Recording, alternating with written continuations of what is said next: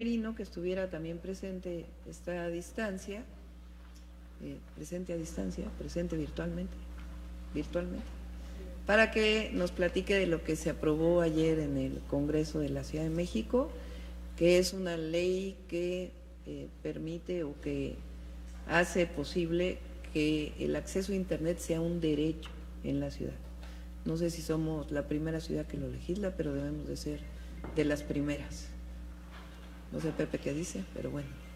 Pero estamos muy orgullosos de que se haya aprobado esto en la Ciudad de México. Entonces, Claudia, tocaya. Gracias, jefa. Es importante señalar que la Procuraduría Social es una dependencia que surge a finales de los años 80 con la finalidad de ser esa institución que atendiera a la ciudadanía que no había sido tomada en cuenta por alguna otra dependencia o incluso por las delegaciones. De manera posterior se le asignan facultades condominales para dar cumplimiento a la ley de propiedad en condominio, pero al día de hoy somos la única dependencia del Gobierno de la Ciudad de México que puede iniciar procedimientos administrativos a las alcaldías o incluso al resto de las dependencias ante la omisión de la atención a la ciudadanía. La jefa de gobierno nos ha pedido que rescatemos la esencia de la dependencia de ser garante de derechos, pero también de ser esa instancia de acompañamiento a las y los condóminos de la Ciudad de México. Es importante señalar que al día de hoy en la Ciudad de México más de 3.5 millones de personas vivimos en propiedad en condominio. Casi la mitad de la población y la tendencia va a la alta. Tenemos registros de que se tienen más de 12,000 unidades habitacionales en la ciudad, algunas muy emblemáticas como lo es CTM Culhuacanes en la alcaldía Coyoacán con más de 100,000 habitantes. Entonces, era muy necesario que la Procuraduría Social sufriera una transformación en positivo, lo que quiere decir es que al día de hoy no solamente es una dependencia administrativa, es una dependencia completamente territorial, porque eso nos ha permitido hablar todos los días con las vecinas y los vecinos, atender sus necesidades, pero también de manera inmediata atender y mejorar el espacio público. Desde el año pasado se han creado programas muy importantes y la dependencia cuando surge no tenía un solo recurso. Fue hasta que nuestro presidente como jefe de gobierno, Andrés Manuel López Obrador, generara por primera vez un recurso público para la dependencia destinado para el mejoramiento de las unidades habitacionales y es como surge el programa de rescate a unidades habitacionales de interés social, el PRU. Es importante señalar que cuando llega la jefa de gobierno en el año 2019, este recurso se duplicó. Ya al día de hoy, durante el ejercicio 2023, afortunadamente tuvimos una ampliación y tenemos 250 millones destinados para el mejoramiento de las unidades habitacionales. Es muy importante garantizar en la población el derecho a la vivienda y el derecho a la vivienda digna, pero también es importante buscar la vinculación con la ciudadanía. Surge el programa Diario en tu Unidad, un programa de mejoramiento inmediato, sin que la población tenga que registrar su solicitud y analizar si es beneficiado o no, con el simple hecho de que la Procuraduría Social asista a su unidad habitacional, llevamos servicio médico, dental, jornadas de cultura, activación física, capacitación de derechos y obligaciones de propiedad en condominio y mantenimiento de las áreas comunes. Al día de hoy hemos atendido más de 2,800 unidades habitacionales.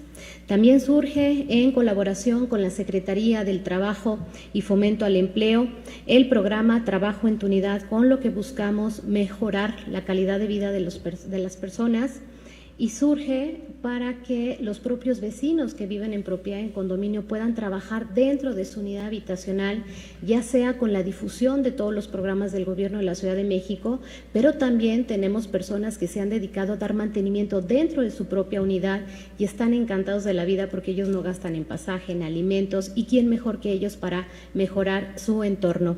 Y quiero comentarles que al día de hoy ya tenemos a estos 1,000 vecinas y vecinos integrados en diferentes grupos. Algunos ya son especialistas ambientales, unos ya son especialistas condominales, algunos otros van a estar a cargo del programa de adultos mayores, de mujeres, en fin, la población está muy contenta de participar de la mano de la Procuraduría Social y, como ya lo comentaba la jefa de gobierno, somos la ciudad más conectada del mundo y el servicio del Internet deja de ser un servicio para unos cuantos y ahora es un derecho universal para todas y todos, que no solamente tenemos en los parques, en las avenidas, al día de hoy lo tenemos dentro de las unidades habitacionales para garantizar que en un espacio del área común ellos puedan disfrutar completamente de este servicio gratuito. Hemos llevado también de manera diaria las actividades Ponte Pila en tu unidad. Con el programa diario en tu unidad se atienden al menos 4 unidades habitacionales. Tu unidad sustentable en coordinación con la Secretaría de Medio Ambiente, con la cual estamos implementando mecanismos como huertos urbanos, manejo de composta, la tenencia responsable de mascotas, que es una de las grandes problemáticas que se generan en las unidades. Estamos llevando también esterilización completamente gratuita y vacuna antirrábica. Es importante señalar que la propia Ley de Propiedad en Condominio, nuestro marco jurídico, en su artículo 53 nos dice que en las unidades habitacionales y los condominios se tienen que tener los comités de protección civil y los comités de seguridad.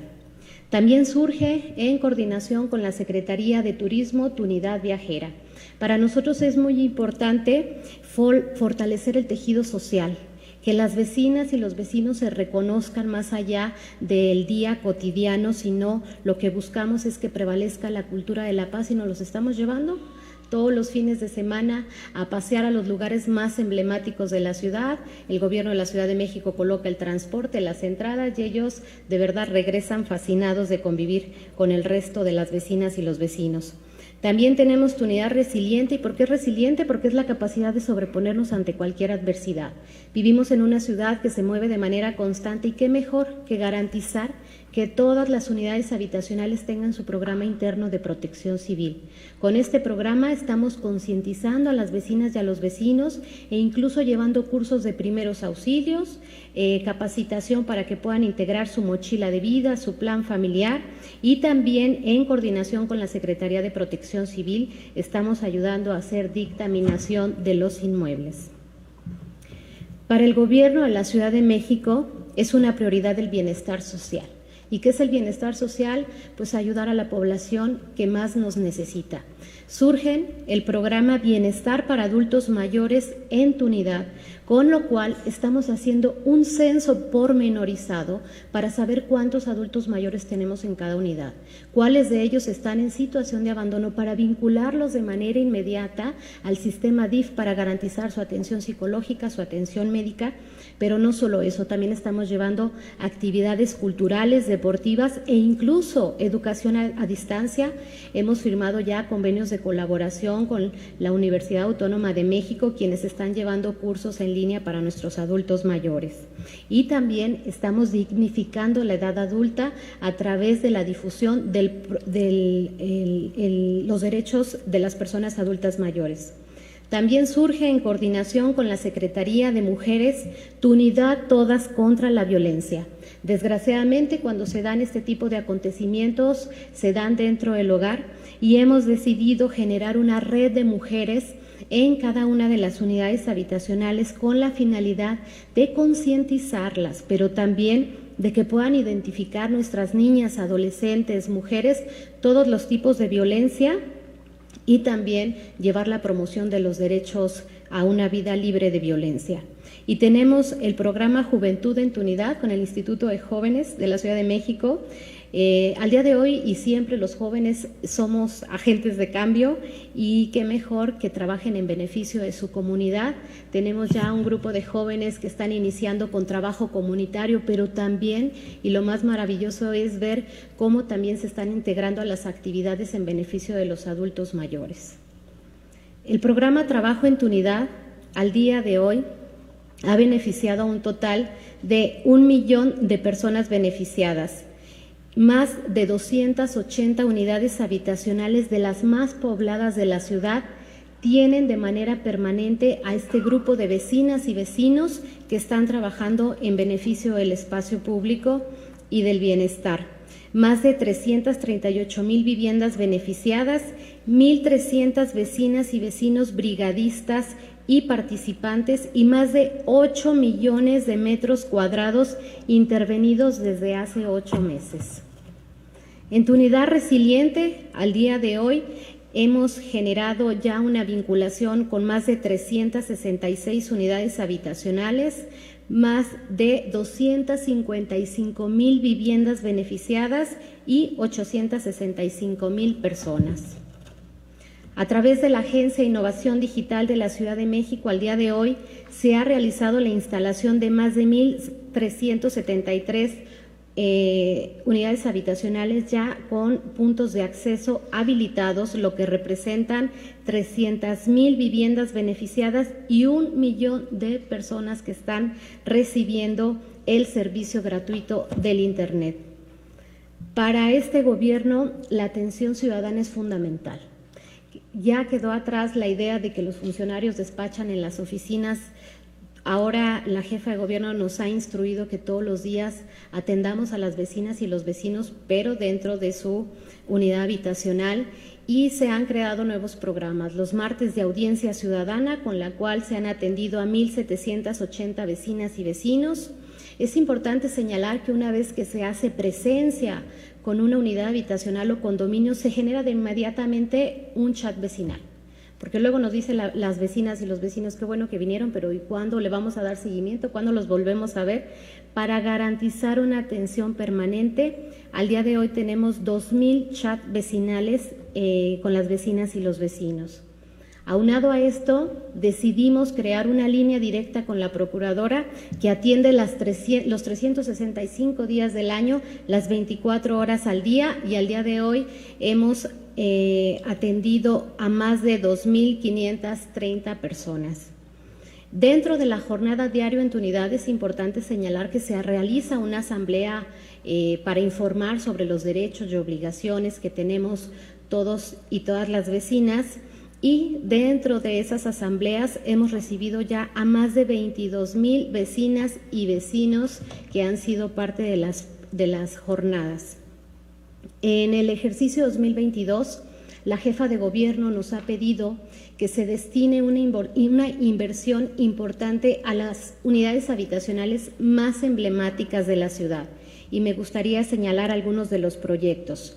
En la alcaldía Cuauhtémoc, en la unidad habitacional Tlatelolco, se realizó una inversión de más de 16 millones de pesos en el mantenimiento integral de los elevadores. Por primera vez se cambiaron gatos hidráulicos, pero no solamente eso, fue el mantenimiento total y se garantizó el mantenimiento a 2 años para ayudar a las vecinas y los vecinos. Esta obra lleva un avance del 84%. En la alcaldía Tlalpan, en la unidad habitacional Narciso Mendoza, se realizó la sustitución de la red de drenaje, más de 14 millones de pesos, y la obra al día de hoy ya está concluida. En la alcaldía Magdalena Contreras, en la unidad habitacional Independencia, se realizó la sustitución de la red hidráulica de la zona Batal Norte con una inversión de más de 11 millones de pesos y la obra va al 20%. Estas son algunas fotografías de los trabajos que se están realizando. En la alcaldía Azcapotzalco, en la unidad habitacional El Rosario, más de 10.5 millones de pesos en el mantenimiento y la pintura de las fachadas de los edificios. Esta obra va en un 92%. En la alcaldía Benito Juárez, en la unidad habitacional Centro Urbano Presidente Alemán, mejor conocida como el CUPA, tenemos ya la rehabilitación de los andadores. Aquí era una necesidad de nuestros adultos mayores poder transitar con la silla de ruedas, con el bastón. Al día de hoy toda la unidad habitacional está perfectamente adaptada por ellos y tenemos un avance del 86%. En la alcaldía Coyoacán, en la unidad habitacional CTM Culhuacanes, las vecinas y los vecinos han decidido que los 10 millones de pesos se fueran a la rehabilitación e instalación del alumbrado público. Ahora nos dicen las vecinas y vecinos que Culhuacanes ya tiene luz y nos da mucha felicidad. Aquí tenemos algunas fotografías de la unidad habitacional Cupa en Benito Juárez. En la alcaldía Miguel Hidalgo, en la unidad habitacional Loma Hermosa, por primera vez se instaló un gimnasio incluyente al aire libre para personas con discapacidad, adultos mayores, y también se rehabilitaron las canchas con una inversión de 5 millones de pesos. Esta obra ya está concluida. En la alcaldía Iztapalapa, una alcaldía muy importante para nosotros por el número de personas que ahí habitan, es la segunda más grande de la ciudad, se hizo una inversión de 8 millones de pesos y decidimos apostarle al espacio público. Al día de hoy tenemos áreas recreativas y deportivas para nuestros jóvenes y niños. En la alcaldía Álvaro Obregón, en la unidad habitacional Lomas de Platero, se hizo una inversión de 5 millones de pesos para la rehabilitación de las escaleras al interior de los edificios. En la alcaldía Iztacalco, en la unidad habitacional Infonavit Iztacalco, se realizó el mantenimiento y pintura de fachadas por más de 5 millones de pesos. En la alcaldía Gustavo Amadero, en la unidad habitacional Acueducto de Guadalupe, era una necesidad rehabilitar la cisterna y el cuarto de bombas y se destinaron 4.2 millones de pesos y la obra está concluida. En la alcaldía Xochimilco, en la unidad habitacional Prolongación División del Norte, se hizo la sustitución de la red de drenaje con una inversión de más de 2 millones de pesos. Al día de hoy, en tan solo 11 meses, con estos nuevos programas que se crearon, se han atendido más de 2.810 unidades habitacionales, lo que representa 1 millón de viviendas atendidas y 3.5 millones de personas beneficiadas. Aquí podemos visualizar algunas imágenes de cómo cambia día con día las unidades habitacionales con la visita del programa Diario en tu Unidad.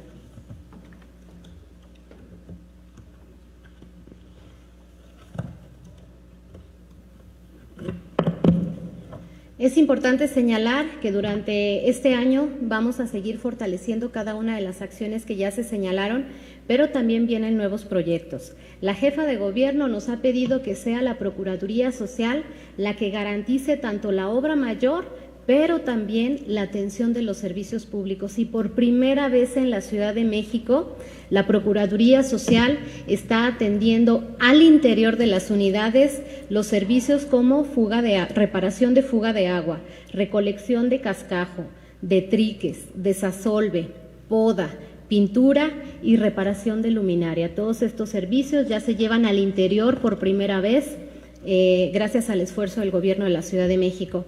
Y también durante el ejercicio 2023 vienen nuevos programas, viene Tu Unidad Segura, en coordinación con la Secretaría de Seguridad Ciudadana.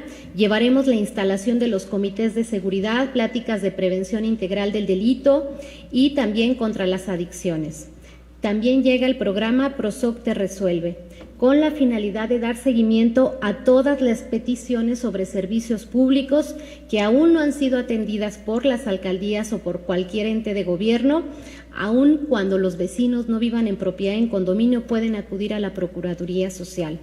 Y viene también el programa PROSOC Contigo. No solamente atendemos a las unidades habitacionales, sino nos vamos a los condominios privados también para llevar pláticas de seguridad, protección civil y vincularlos a todos los programas del Gobierno de la Ciudad de México.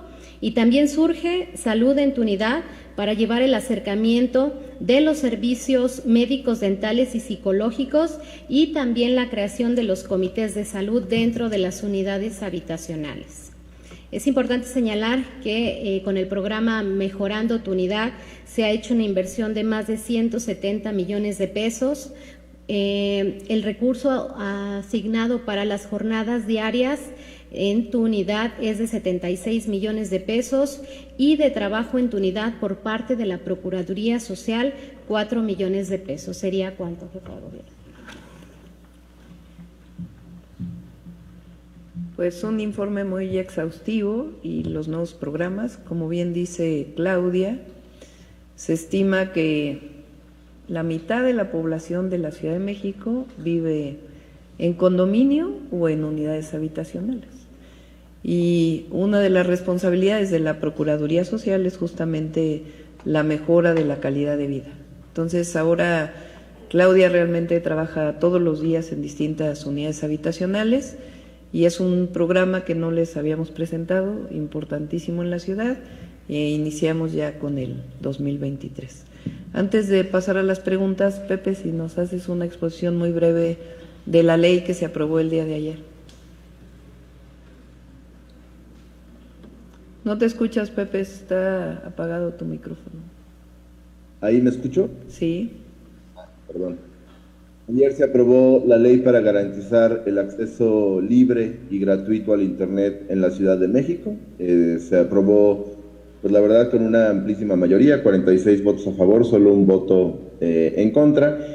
Y lo que esta ley implica, en espera de que en un par de semanas se vote la reforma constitucional al artículo 8º de la Constitución de la Ciudad, pues es justamente garantizar el acceso a todas las personas de la ciudad a Internet público y gratuito, es decir, que este ejercicio de este derecho pues no esté sujeto a la capacidad de consumo de las personas, sino que las autoridades estemos obligadas a hacer, en términos presupuestales, de despliegue tecnológico, pues todo lo que esté en nuestras manos para que este derecho pues sea ejercible y garantizado en la ciudad.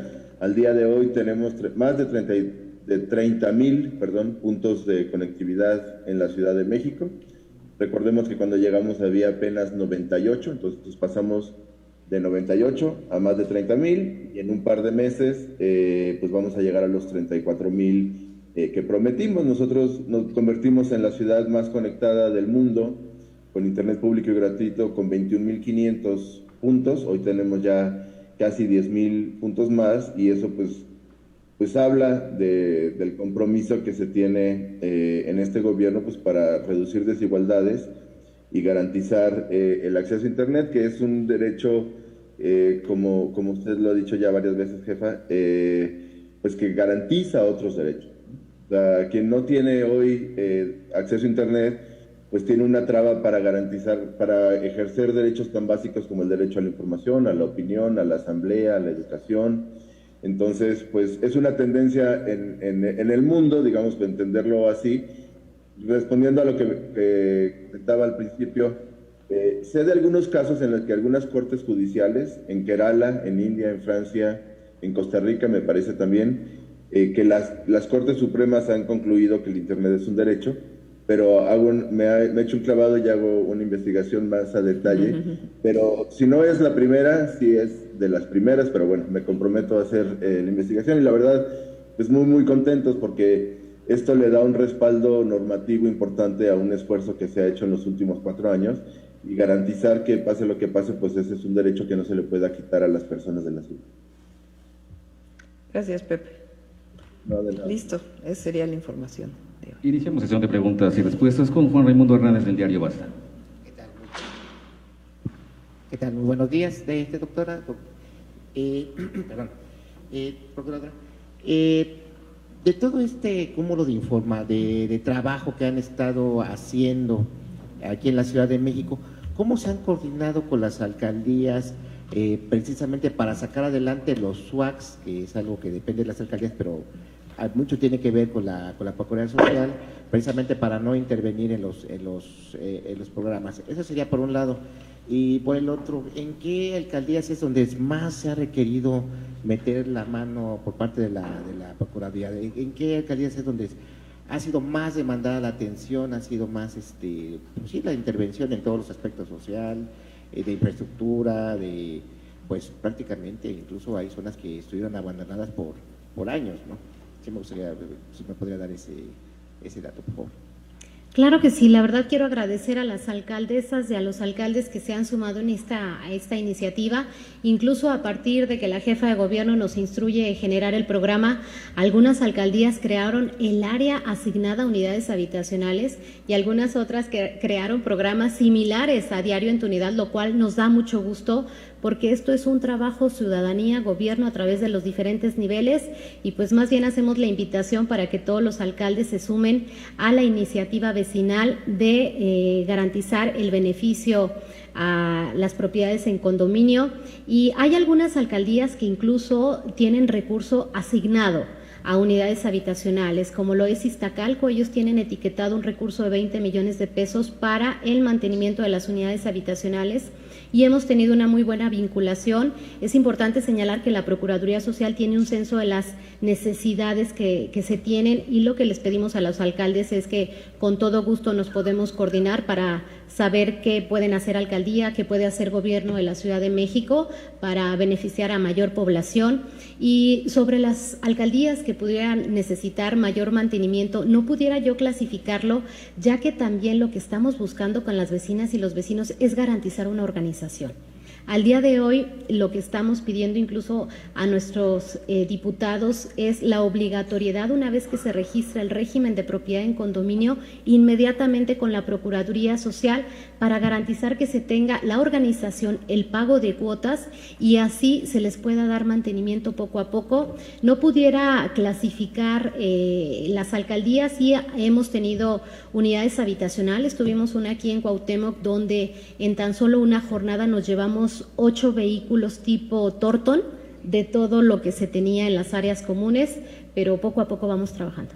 ¿Cuáles son las mayores necesidades ahorita que mencionaba de ese listado, cuáles son las mayores necesidades que le piden las unidades? Varía, puede ser la pintura, el impermeabilizante, pero lo que descubrimos al ir caminando todos los días las unidades habitacionales eran los servicios públicos. Durante mucho tiempo se dijo que no se podía entrar a propiedad privada, que las necesidades las solventaban los vecinos, pero la jefa de gobierno muy solidaria dijo: la PROSOC tiene que garantizarlo todo, y eran los servicios públicos, la reparación de la luminaria, la reparación de la fuga de agua, el desasolve, eran servicios que anteriormente se tenían que pagar. Perfecto, muchas gracias. Depende mucho de la alcaldía y de la característica de la unidad. Por ejemplo, en Villacuapa, en Tlalpan, piden mucho poda, porque son árboles pues que ya tienen desde los 60, han crecido mucho, pegan con los edificios, y entonces requieren podas altas, y a veces la alcaldía ni siquiera tiene las grúas, o a veces no entran por las características de cómo entrar. Hay otras que requieren los andadores, por ejemplo, como en Benito Juárez, y hay otras que de acuerdo con las características. Tlatelolco, por ejemplo, uno de los grandes temas eran los elevadores. Entonces ahora ya se está entrando a poner nuevos o a darle mantenimiento a los que existen. Perfecto, doctora. Y bueno, en otro tema, el día de ayer la Suprema Corte de Justicia pues declara inconstitucional este registro de agresores sexuales. Preguntarle de su perspectiva, esta decisión no sería un retroceso precisamente para esta propuesta, pues para proteger a las mujeres. ¿Hay su opinión referente a esta decisión? Pues la ley de agresores la propusimos, el Congreso la aprobó, el registro público, y el objetivo que existe en otros lugares del mundo pues era visibilizar a aquellas personas que han agredido sexualmente a mujeres, a niños, niñas, y el objetivo pues era disminuir esta agresión.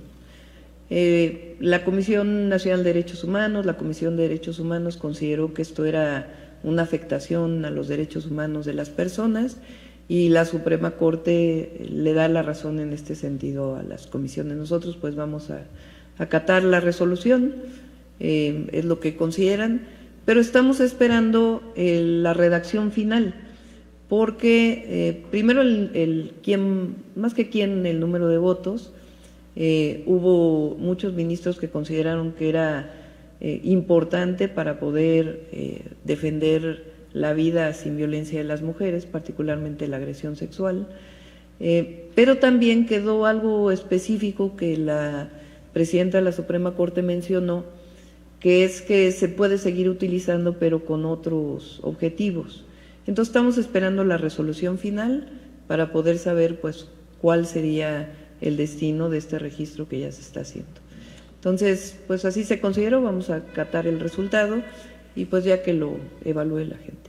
Bueno, y bueno, en otro tema, doctora, hoy en Diario Basta llevamos 2 encuestas, una a 5 años precisamente de mandato de tanto de usted como del presidente López Obrador, pues independientemente del golpeteo que han sufrido ambas, pues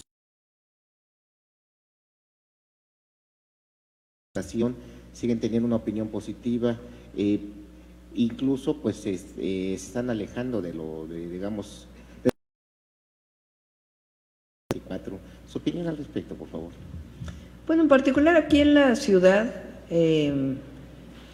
es algo que nosotros siempre hemos dicho, a pesar pues de muchos medios que critican al presidente. La gente reconoce al presidente de la República en la Ciudad de México, cosa contraria a lo que se dijo desde hace tiempo. Dijo, no, es que ya López Obrador no es querido en la Ciudad de México, cosa que pues no es cierta. Y la quiere que haya regresiones hacia la pérdida de derechos, que es finalmente pues lo que representa la de derechos y orientar a la ciudad hacia un sistema pues mucho más conservador. Con eso, y eso es lo que se muestra en las encuestas y por supuesto el trabajo realizado, y nosotros pues es una medición que tomamos para el bienestar de la gente. Gracias, doctora. Y finalmente, pero ya agarré mucho el micrófono. Finalmente,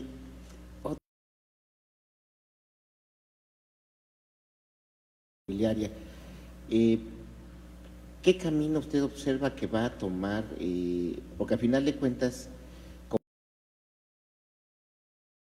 las denuncias, van saliendo pues nuevos nombres, van saliendo nuevas evidencias. Aquí el tema es que se está politizando y se está asuma su responsabilidad. ¿Cómo usted visualiza que se va a terminar esta situación de el escándalo de corrupción inmobiliaria? A ver, pues más que un escándalo, digamos, al caracterizarlo así, pues son irregularidades que se cometieron. Y ahí pues obviamente hace su investigación la Contraloría, la propia Secretaría de Desarrollo Urbano y Vivienda y la Fiscalía General de Justicia, que solicita información. Y pues lo que está haciendo la Fiscalía, y sobre todo ahí donde hay denuncia vecinal, pues está dándole seguimiento, y es lo que pues lo que salió, que es el seguimiento en particular a los edificios de City Towers. Y ahí quiero comentar algo, porque algunos vecinos y vecinas de estos edificios que viven ahí, esto pues se haga público y temen pues por sus propiedades. Y ahí hablarle a los vecinos y vecinas, al contrario, la regularización, si es que así se puede hacer, si es que están bien construidos, sobre todo el tema estructural, que yo creo que todos es lo más importante, que se haga la revisión estructural, que estén bien construidos, y a partir de ahí hacer un proceso con ellos para que puedan tener certeza en la propiedad de sus inmuebles, porque ese es parte del problema, que en muchos casos inclusive hay documentos que no reconoce el notario. Entonces, en esos casos, pues donde inclusive hay temas que investiga la Fiscalía de posible fraude, pues nosotros lo que queremos es darle certeza a los condóminos, a los vecinos y vecinas, pues de que todos aquellos que compraron de buena fe, pues tengan la certeza de sus viviendas. Entonces, Entonces, por eso es esta mesa de trabajo que se hace en la Secretaría de Desarrollo Urbano y Vivienda, y que nos ayuden a comunicarle a los vecinos que, al revés, nuestro objetivo es ayudarlos a que tengan certeza en su patrimonio. La siguiente pregunta es de Adrián Jiménez, de MBS Noticias. ¿Qué tal? Buenos días para todos. Doctora, preguntarle, se ha dado a conocer una respuesta de parte de la SEDEMA respecto a una solicitud de información que señala que el estado de salud de la Huehuete que se planteó en reforma es crítico. Preguntarle si ya platicó con la secretaria de Medio Ambiente y qué probabilidades, qué posibilidades están analizando al respecto. Se está trabajando con una fundación de Chapingo. Como siempre en estos casos y en otros, nosotros consultamos a los expertos, a la gente que sabe de esto, y ellos están por dar una información. Se está haciendo una evaluación la próxima semana. Entonces vamos a esperar la próxima semana que la secretaria, junto con esta fundación creo que son exalumnos de Chapingo, me informó ella, lo informen y vean qué se requiere. Son agrónomos muy especializados. Y creo que algunos de ellos son especializados en ahuehuetes. De acuerdo, gracias. Ayer la fiscal Ernestina Godoy da a conocer que hay responsabilidad civil de parte del Estado en el caso de las hermanas Sofía y Esmeralda, que cayeron a la coladera Cintapan Iztacalco y que fallecieron en estos hechos, y que lo va a asumir SACMEX. ¿Qué implica para este organismo el que se haya declarado esta responsabilidad civil? Es decir, ¿solo el acuerdo reparatorio, cuestiones económicas, o va más allá este tema, doctora? Como lo mencioné yo, nosotros lo vemos desde la perspectiva de la ley de víctimas, porque más allá de una persona o no que se puede señalar por parte de la Fiscalía la investigación en este sentido, pues lo importante es reconocer que no debería de haber estado abierta esa coladera. Entonces, por eso se trabaja junto con la Fiscalía, junto con los familiares de las víctimas, pues para poder integrar un expediente de acuerdo a la ley de víctimas y hacer una reparación integral del daño. Y al mismo tiempo, todo lo que explicó el secretario de Obras, al que le encargué que hiciera un sistema de seguimiento junto con otras instituciones, desde Protección Civil, Sistema de Aguas, para poder estar detectando particularmente vías primarias, que es lo que le corresponde al gobierno central, en caso de que haya robo de coladeras, que estén abiertas, pues que de inmediato sean reparadas. Y un esquema también para que sean reparadas a través de otros materiales y que no haya pues este robo para poder reciclar el material. En este caso en particular y en otros, nosotros siempre vamos a estar del lado de las víctimas. Inclusive si ellos eligen tener un abogado, una abogada, más allá del abogado o abogada, nosotros pues lo que vamos a hacer es estar de su lado y buscar la mejor manera para esta reparación integral del daño. Y también quisiera comentar hacia las víctimas, hacia familiares de víctimas. Por supuesto que tienen todo el derecho de elegir a sus abogados, pero la verdad es que hay abogados muy abusivos, abogados que quieren no apoyar a una víctima, sino tener ganancias económicas. Entonces hay abogados que se acercan a una persona, le dicen que ellos pueden obtener millones y millones de pesos, que eso en general está regulado por la Comisión de Derechos Humanos y la propia Ley de Víctimas, y además les ponen en su contrato que si se separan de ese abogado les van a cobrar dinero. Entonces, pues es un abuso, es decir, si una persona elige a un abogado, nada más que tengan la certeza pues de que no se van a aprovechar de ellos. Y nosotros siempre vamos a estar disponibles para poder apoyarlos. Con esta determinación de la Fiscalía, doctora, entonces queda anulada la posibilidad de que algún funcionario o funcionarios sean llamados por esta instancia, en este caso, de Sofía y Esmeralda. Tiene que ser un acuerdo de las propias víctimas. Y la investigación, pues, si arroja que hay una persona que es responsable, pues que actúe la Fiscalía o la Contraloría.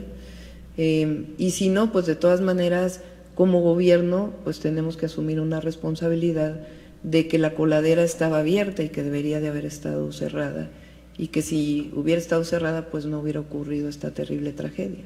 Entonces, en ese sentido es que se reconocen como víctimas, y el comisionado de víctimas, la comisión, pues lo reconoce como víctimas, y de ahí se trabaja. ¿Este asunto podría derivar en alguna disculpa pública de parte de las autoridades? Pues tiene que ver con la Comisión de Derechos Humanos, y es que se acercan a la comisión. Lo importante es que nosotros vamos a estar cerca de ellos y nunca vamos a negarles la atención. En otro tema, doctora, preguntarle, ya nos había dicho de todo este trabajo que realizan a diario, la revisión del robo de cable en el metro. ¿Cómo va la investigación que nos dijo está realizando la Secretaría de Seguridad Ciudadana respecto a este tema, respecto a este asunto que dieron a conocer también las autoridades del metro, que hay detrás de este delito, el crimen organizado, si ya tienen más indicios? ¿Cómo va esta investigación? Sí, inclusive lo he mencionado aquí, solicité en una de las reuniones que voy con el presidente de la República los lunes, que pudiera haber un apoyo por parte de la secretaria Rosa Isela para conformar una comisión, porque es un asunto que tiene que ver más allá de la propia Ciudad de México, porque está vinculada con el reciclamiento y la venta de estos materiales. Entonces, ya se formó esta comisión y se está trabajando junto con ellos, Secretaría de Seguridad Ciudadana, y en el caso de que tengan que entrar a la Fiscalía, así será. Y preguntarle también… O más bien, está la Fiscalía también, pero solo con lo que tiene que ver con la ciudad, pues ya lo que tiene que ver fuera de la ciudad, pues estaría la Fiscalía General. Y preguntarle también sobre este diagnóstico que nos dio a conocer que se está haciendo de parte del Consejo Consultivo del Metro para determinar el monto de inversiones y las áreas donde se tendría que invertir para mejorar el servicio. ¿Cómo va este asunto? Si ya tienen alguna fecha definida para la entrega de este diagnóstico, o lo estarían presentando, ¿en qué fecha, doctora? Sí, y aprovecho para comentar, porque hay conductores, medios, no voy a ser específica hoy, si es necesario pues ya lo haré después, que han estado insistiendo en que el metro no tiene recursos. Y hemos, a todos los medios, inclusive lo informamos desde las redes sociales, insistido en la cantidad de recursos que estamos destinando al metro de la ciudad, particularmente la renovación de la línea 1, el nuevo sistema Metro Energía, que es una inversión en el primer caso financiada de 15 años de 37,000 millones de pesos, para una nueva línea en la línea 1, y de 4,500 millones de pesos en el caso de Metro Energía, más aparte otros cerca de 500 millones de pesos en el nuevo centro de control, que está teniendo sus mejoramiento para que pueda estar funcionando al 100%, y otras acciones que hemos estado llevando en el metro. Además, por supuesto, desde que asistí personalmente a los talleres del metro, tomamos la decisión de cambiar al administrador del metro para que fuera mucho más eficiente toda la compra de materiales, y además lo que está haciendo el Consejo Consultivo para una revisión si es que se requieren más recursos y en qué serán invertidos. Entonces entiendo que ya ha habido un trabajo muy importante, está ayudándonos, está el propio sindicato del metro, es decir, los trabajadores del metro, está el metro, están exdirectores del metro, y está particularmente el Instituto Politécnico Nacional ayudándonos en esta tarea, y también expertos en trenes. Entonces están ya por informarme en qué se han puesto de acuerdo y cómo, si es necesario, pues generar un recurso adicional que evidentemente tendría que venir pues de una austeridad en el propio gobierno, que como siempre decimos, no tiene que ver, porque también insisten en que la austeridad es quitarle dinero a toda la operación de la ciudad y a pues lo necesario para que esté bien la ciudad. Y no, es quitarle recursos pues en su momento a privilegios, corrupción, y ahora pues sería todavía, si es necesario, gastos pues administrativos del propio gobierno. ¿Se mantiene firme digamos, lapso de que en el primer semestre de este año se entregue la parte elevada de la línea 12 del metro, y preguntarle si tienen ya alguna proyección con esta curva de aprendizaje que nos han dicho han tenido y que pues empiezan a avanzar más los trabajos? Avanzado. Preguntarle si lo planean, digamos, entregar antes de que se cumplan los 2 años de esta tragedia en la Estación Olivos, o sería posterior a este mes de mayo. Sí, si quieren un día que venga Jesús Esteva y para que podamos informar. Jesús está ahí 3 veces por semana en la obra, acelerando. Es una obra muy compleja. Hemos hablado de la cantidad de piezas que requiere, la revisión de las soldaduras que nos ayuda la Universidad Autónoma de Nuevo León, y pues la empresa que está dedicada a mejorar y a apuntalar y fortalecer la estructura de la línea elevada. Entonces ya que venga él para poderlo explicar. ¿Se mantiene firme, digamos, en este primer semestre la entrega? Que venga él para poder explicar cómo vamos, cuál es el avance y qué áreas estamos trabajando primero, qué áreas estamos trabajando después, y para que puedan ustedes tener conocimiento, y sobre todo los habitantes de Tláhuac y Iztapalapa. Y en un último tema, doctora, preguntarle, y para que le quede claro pues a la ciudadanía, después de este asunto que se dio a conocer del Contralor, los servidores públicos, por ley, ninguno puede recibir obsequios de cualquier naturaleza. Él tiene que explicar, ya lo dije yo, él tiene que explicar exactamente cómo fue que viajó. Y ahora, el día de ayer justamente se sube un punto de acuerdo donde pues es muy cerrada la votación para llamarlo a rendir cuentas ante el Congreso. Todos los servidores públicos debemos rendir cuentas, todos. Y justo preguntarle eso, usted ha hecho muchos llamados al Congreso en diversos temas, incluso, si no mal recuerdo, el último sobre la ley en materia de bienestar animal, para que pues no se votara por la polémica que había generado. ¿Usted estaría de acuerdo en hacerles un llamado para que, pues precisamente fue Morena y aliados quienes se opusieron a este llamado para que el Contralor pudiera explicar esta situación? Mira, todo tiene jiribilla política, incluso tu pregunta. Y por supuesto todos los servidores públicos debemos rendir cuentas, todos. Y ya que los diputados decidan, no vamos a darle, fíjate, la oposición en la ciudad. Me criticaban porque salía fuera de la ciudad. Que cómo era posible que la jefa de gobierno saliera fuera de la ciudad, cuando todos los gobernadores salen fuera de sus estados. Ahora que estoy yendo a visitar las alcaldías, ¿que por qué visito las alcaldías? Seguramente si estuviera encerrada en mi oficina y no dijera nada, pues estarían muy contentos, pero no se van a quedar, no les voy a dar ese gusto, porque nosotros gobernamos distinto, siempre abiertos a la gente, y no tenemos nada, absolutamente nada que esconder, ningún servidor público ni la jefa de gobierno. Al contrario, damos conferencia de prensa a diario, estamos informando en las redes. Por cierto, ayer nos fue muy bien en la Miguel Hidalgo, cerca de 10,000 personas estuvieron ahí en la noche, muy contentas, y nos ha ido muy bien en todas las alcaldías. Hoy vamos a Milpalta, a Xochimilco, y así vamos a cubrir mañana, y el domingo vamos a Coajimalpa. Ahí vamos a ir vamos a informar sobre los apoyos que hemos estado dando al campo en la ciudad. Entonces, no somos iguales. Y nada más para precisar, doctora, mi labor es periodística. Es no, lo sé, y no es nada contra ti. Y no es lo que digo es que las preguntas, porque son dudas que a veces tiene la ciudadanía y que creo pues como usted dice, tiene que transparentarse y aclararse. Así como tú la tienes opinión derecho pública. a preguntar, pues yo también tengo derecho a contestar, y finalmente, todos entonces, estamos de acuerdo con la libre pregunta, expresión. se lo aclaro para decirlo con base en qué se está preguntando.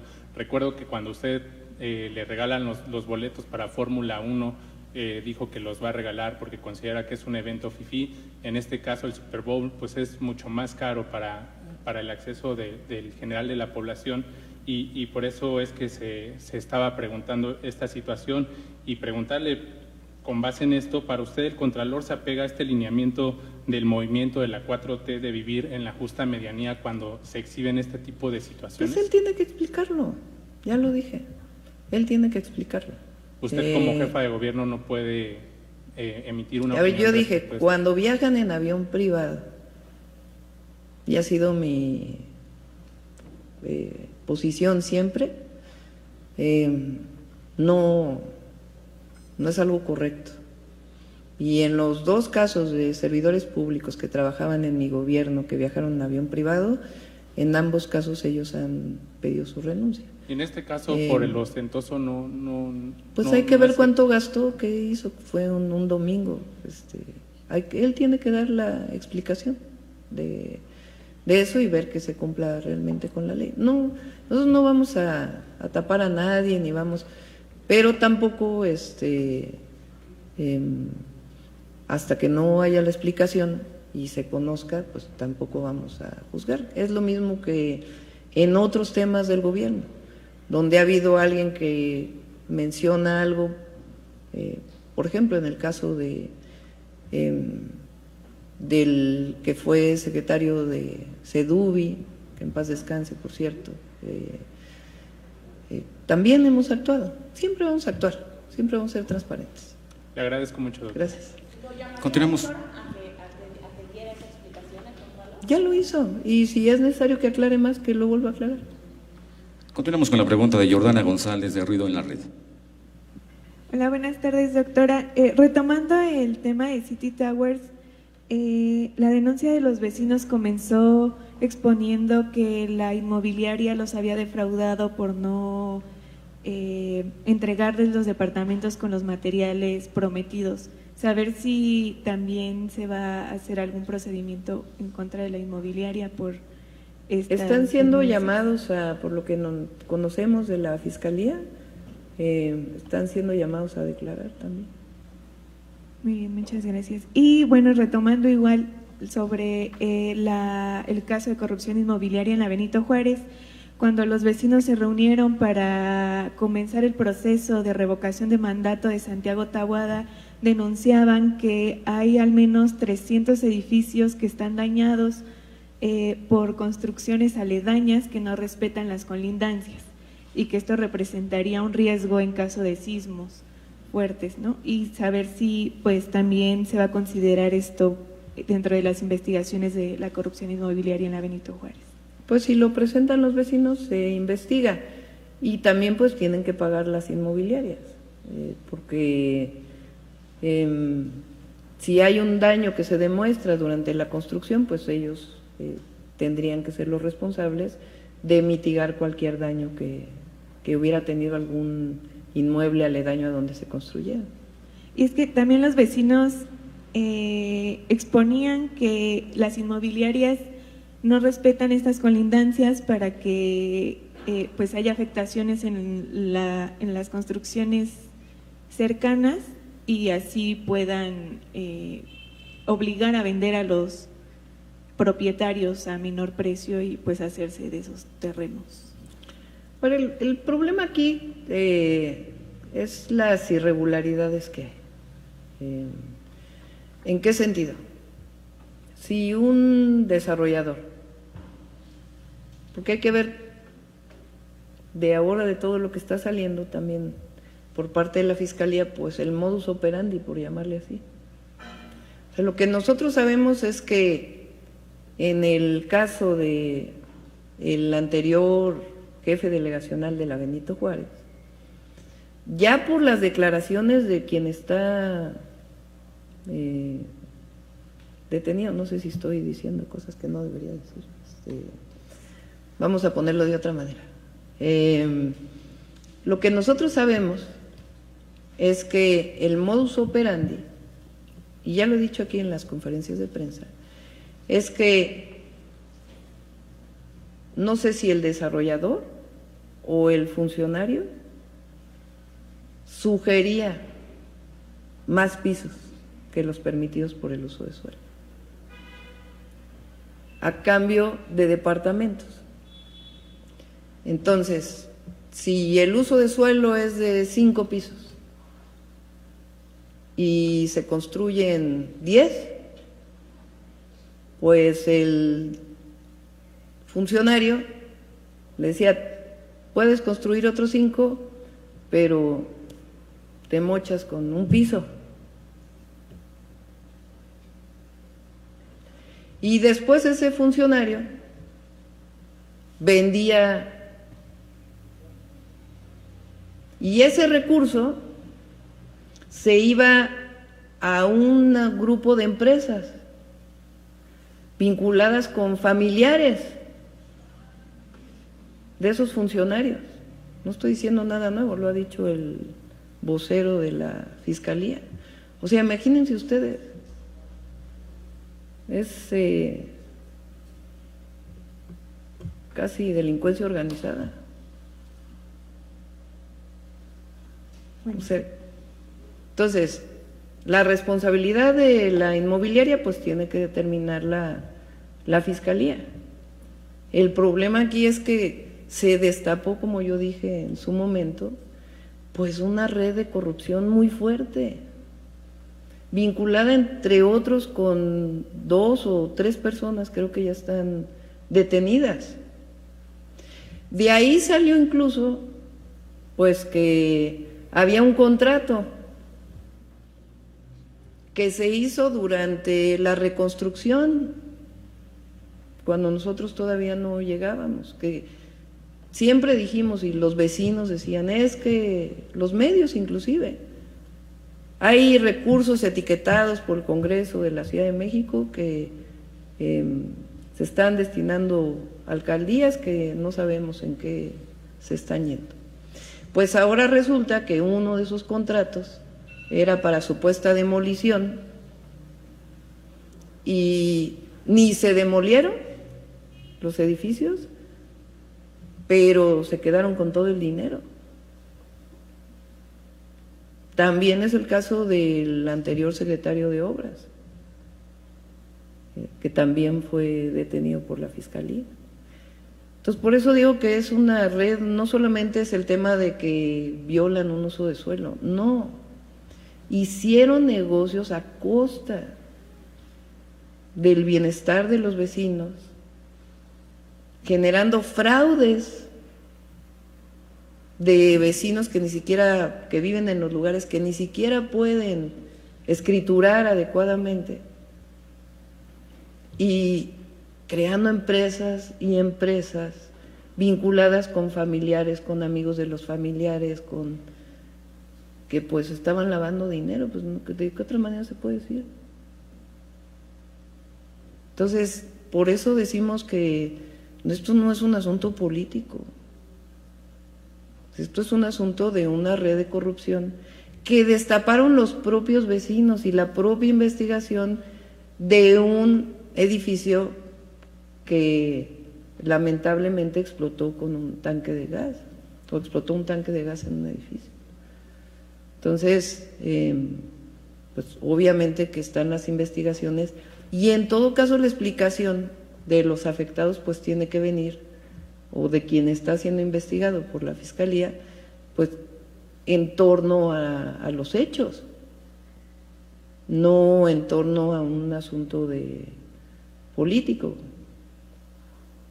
Entonces es muy claro dónde, y además en la ciudad, si algo cuidan vecinos y vecinas, es los temas de uso de suelo. Por eso, entre otras cosas, aprovecho aquí para decir otra cosa, el tema del ordenamiento territorial que hizo el Instituto de Planeación generó pues muchos habitantes de la ciudad que no estaban conformes con este ordenamiento territorial. Cuando nosotros nos dimos cuenta de qué fue lo que planteó el instituto, pues sí planteamos, a ver, momento, porque hay muchas cosas que ni siquiera hemos revisado. Entonces, por eso se planteó la extensión y se está ahora trabajando para ver cómo se cumple con el ordenamiento territorial. Muy bien, pues muchas gracias, doctora. La última pregunta es de Iván Sosa, de Reforma. Buenas tardes. Hay ya 30.000 puntos de conexión a Internet, pero algunos están saturados aquí mismo en el Zócalo. ¿Eso tiene solución? Sí, no sé si está Pepe, ya se fue. Le preguntamos a Brenda. En algunos casos son, bueno, mejor que le explique de qué tamaño es el alcance, cuánto se pueden conectar y si es necesario poner más puntos en algunos lugares de mayor confluencia. Ya, en el caso de los 3 exfuncionarios detenidos en Benito Juárez, este inmueble, esta unidad habitacional va a ser entonces revisada en su seguridad estructural, porque el señalamiento de la Fiscalía es específicamente sobre violación a las áreas libres. O sea, lo que tiene que hacer Secretaría de Desarrollo Urbano y Vivienda, en el caso de donde no hay seguridad en la propiedad, pues imagínense ustedes una persona que compra un departamento y a la hora de revisar o de querer escriturar finalmente, porque a lo mejor lo compró a partir de un crédito hipotecario, se encuentra con que su edificio viola el uso de suelo y que el notario no se lo puede escriturar. Entonces, en el caso de City Towers hay problema con el notario, que escrituró todos estos edificios. Entonces, ¿qué tenemos que hacer nosotros? Pues darle garantías al vecino y vecina que compró de buena fe. Pero si hay un edificio que resulta que tiene un uso de suelo de 5 pisos y son 10, pues lo primero que hay que ver es que esté bien construido, ¿no? Entonces, por eso, en este proceso que tiene CEDUBI, está el Instituto de Seguridad de las Construcciones, que hace una primera revisión. Si se requiere un estudio adicional, se hace un estudio adicional, pero siempre pues en comunicación con vecinos y vecinas. Y en el caso de City Towers, pues vamos a entrar en contacto con ellos para poderles explicar, de acuerdo con la investigación de la Fiscalía, pues qué es lo que está pasando, pero de ninguna manera queremos afectarlos a ellos, al contrario, queremos ayudarles a que tengan certeza de su propiedad y si hay un fraude cometido por alguna inmobiliaria, pues también apoyarlos. Es una temporada de alergias. La red de medición de polen que tiene la UNAM, el Instituto de Ciencias de la Atmósfera, ¿puede ser asumido por el sistema de monitoreo de calidad del aire de la ciudad? Pues con gusto preguntamos al, creo que ya se llama Instituto, ¿no?, de Ciencias de la Atmósfera y Cambio Climático, y a Sergio Sirat, que está encargado de esa área. Había planteado que al 2024 50 pozos de extracción de agua potable dejarían de operar para detener el fenómeno del hundimiento, pero el sistema de aguas, el doctor Carmona planteó esta semana que eso no va a ser posible. ¿Es así?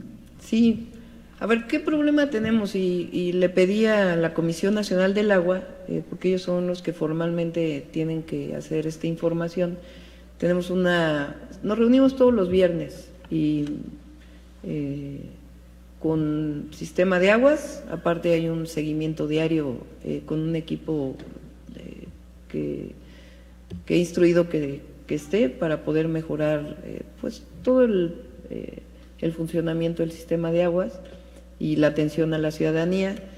Y cada 15 días tenemos una reunión con el Estado de México y la Comisión Nacional del Agua para revisar las obras que presentamos hace algún tiempo.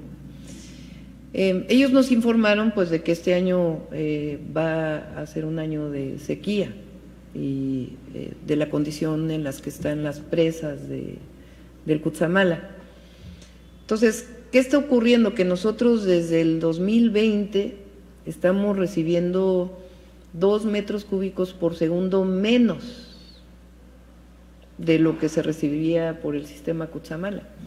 Este año probablemente sean 2.5 metros cúbicos por segundo menos de lo que se recibía en 2018, que es justamente lo que nosotros teníamos planteado disminuir en pozos. Así está establecido en los compromisos que hice cuando entré al gobierno de la ciudad. No esperábamos que hubiera esta sequía prolongada. Entonces he estado haciendo un trabajo muy importante en la sectorización, en la orientación de agua para canalizarla al oriente y al sur de la ciudad, en el sistema Lerma. Se está haciendo ahora una planta de bombeo en el sistema Lerma también, para poder recibir más agua.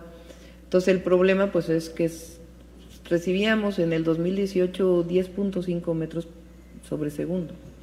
Este año vamos a recibir 8 metros cúbicos sobre segundo del sistema Cutzamala. Entonces es parte del problema que estamos teniendo, y por eso, ya sea la próxima semana o hasta la siguiente, se va a dar una conferencia de prensa para explicar muy bien qué se espera para este año y además qué es lo que se ha hecho y qué es lo que se sigue haciendo. La sectorización ofrecía recuperar 2 metros cúbicos por segundo, pero para este año el doctor Carmona menciona que solamente serán 800 litros por segundo. Sí, pero hay otras fuentes nuevas que tenemos del sistema Lerma. Supuestamente se recibían cerca de 4,5 metros cúbicos sobre segundo. Ahora estamos recibiendo 5 metros cúbicos sobre segundo y vamos a recibir más. ¿Qué fue lo que se hizo? Reparar un montón de pozos que estaban pues ya con mucho menos producción de lo que se decía que tenían. Otro tema importante es el sistema de macromedición que hemos hecho en la ciudad. Cuando yo era secretaria de Medio Ambiente, decíamos que se recibía o que la ciudad consumía, si mal no recuerdo, 35 metros cúbicos sobre segundo. En realidad, ahora que se están midiendo todos los pozos y las fuentes externas, cuando llegamos eran cerca de 32 metros cúbicos sobre segundo y ahora son 29.5 por la reducción del Cutzamala. Entonces, todo esto hace que el balance del agua pues esté hoy en mejores condiciones de expresarse, y además de la sectorización, pues las fuentes externas diversas que están llegando.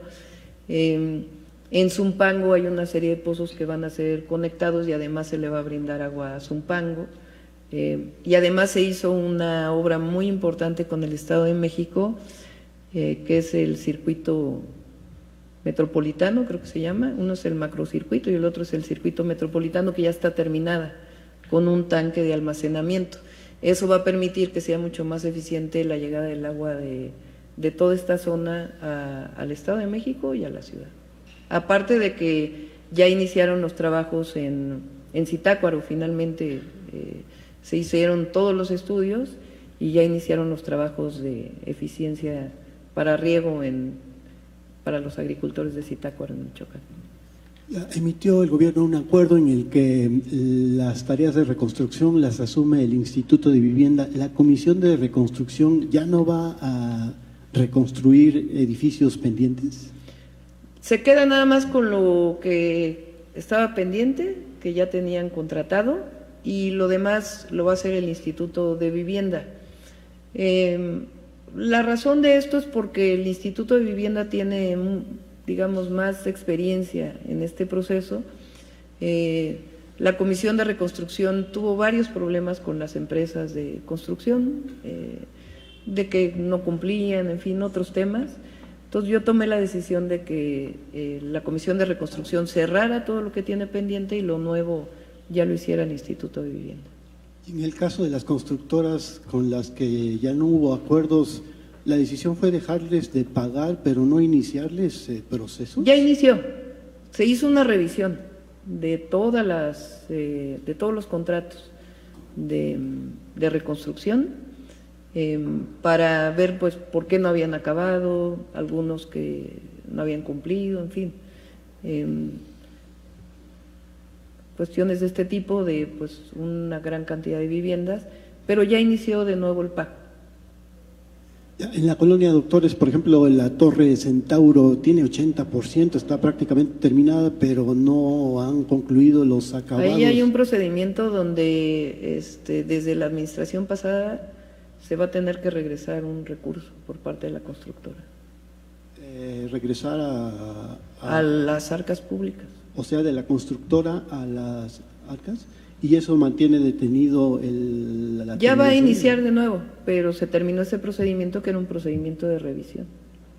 Okay. Los ciudadanos que había en el sistema anticorrupción, que mantenían activo el último órgano que subsistía en el sistema de corrupción, renunciaron. ¿Desaparece el sistema de anticorrupción? Tiene que revisarse. Muy francamente les digo que no he estado yo pendiente de este tema. Y hay que revisarlo. Pedí ahí en particular al consejero jurídico que revisara este tema, para que me pudiera informar por qué se quedó a la mitad, etcétera. Cuando yo entré al gobierno, que el Congreso eligió algunos consejeros ciudadanos, yo planteé que estos consejeros ciudadanos no tendrían que tener grandes estructuras. O sea, porque fíjense, está la Contraloría de la Ciudad, está la Auditoría Superior del Congreso de la Ciudad de México, está la función pública para todo lo que son recursos federales, que es pues la mitad de los recursos que tiene el gobierno de la ciudad, y aparte la Auditoría Superior de la Federación. Juntos pues deben de tener un recurso muy importante para la contratación. Entonces yo decía, está bien que haya un sistema anticorrupción, que lo haga más robusto, que haya más participación ciudadana, pero de ahí a que ahora se creen más burocracias asociadas al sistema, pues no me parecía que el gobierno de la ciudad, en vez de destinar recursos para la gente, para obras públicas y demás, pues destinara para más burocracia. Eso fue lo que yo planteé en su momento. Entonces, pues le pedí ahí al consejero que hiciera la revisión de qué es lo que está pasando con el sistema. Pero entonces, ¿desaparece por lo pronto el sistema anticorrupción? Que nos dé su opinión el consejero jurídico y con gusto se los comento. Concluimos sesión de preguntas y respuestas. Muchas gracias. Muchas gracias. Gracias a todos. Gracias. No es nada personal.